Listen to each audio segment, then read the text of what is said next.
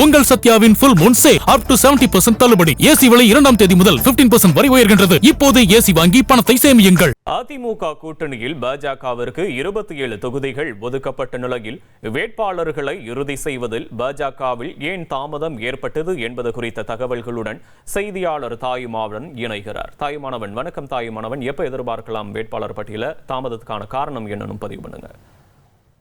தமிழகத்தை சேர்ந்த அரசியல் கட்சிகள் தேர்தல் பிரச்சாரத்தையே தொடங்கிட்டாங்க. ஆனால் தேசிய கட்சிகளான காங்கிரஸ் மற்றும் பாஜக ஆகிய இரண்டு கட்சிகளுமே இன்னும் வேட்பாளர் பட்டியலை கூட வெளியாகாத ஒரு சூழல் பார்க்க முடிகிறது.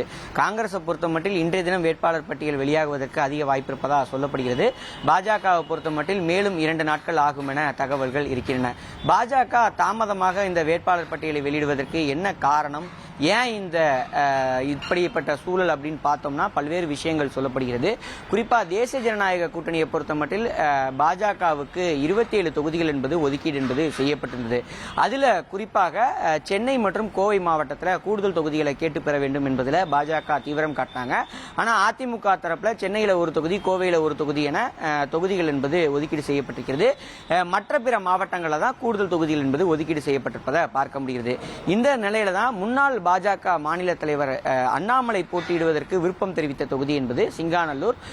அந்த தொகுதி என்பது ஒதுக்கீடு செய்யப்படாத நிலையில பாஜக முன்னாள் மாநில தலைவர் அண்ணாமலை இந்த தேர்தலில் போட்டியிடுவது குறித்து தயக்கம் காட்டி வந்தார்.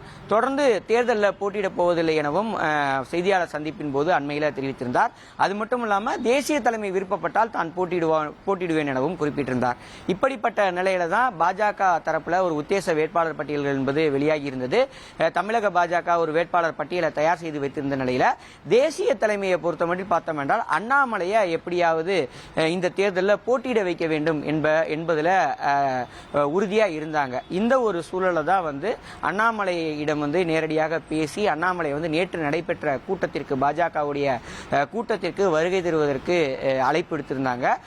நேற்றைய தினம் மத்திய அமைச்சர், தமிழகத்துடைய தேர்தல் பொறுப்பாளர் பியூஷ் கோயல் வருகை தந்திருந்தார்.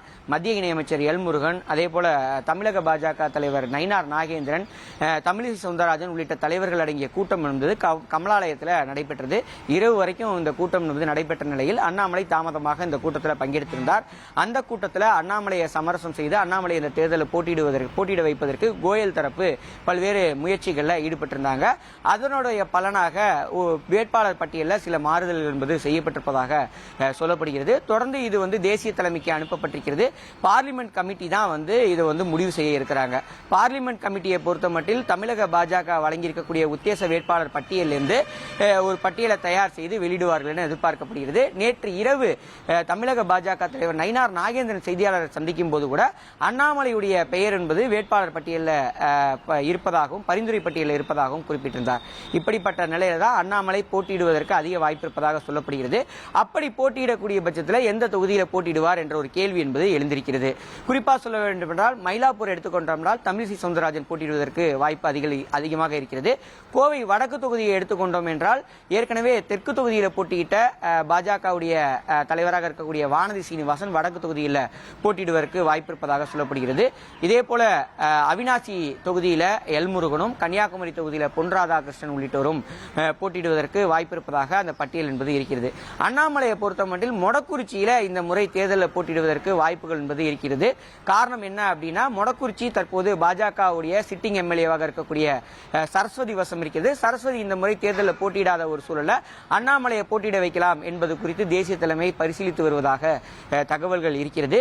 இவை எல்லாமே ஒரு உத்தேச பட்டியலாக இருக்கக்கூடிய நிலையில இதற்கான அதிகாரப்பூர்வ அறிவிப்பு என்பது 2 நாட்கள்ல வெளியாகும் என எதிர்பார்க்கப்படுகிறது. 2 நாட்கள்ல வெளியான பிறகாக உடனடியாக யாரெல்லாம் வேட்பாளர்களாக அறிவிக்கப்படுகிறார்களோ அவர்கள் அனைவருமே வேட்புமனு தாக்கல் செய்யக்கூடிய வகையில் அதற்கான ஏற்பாடுகளை செய்வதற்கும் பாஜக தொடர்ந்து வலியுறுத்தியிருப்பதையும் பார்க்க முடிகிறது.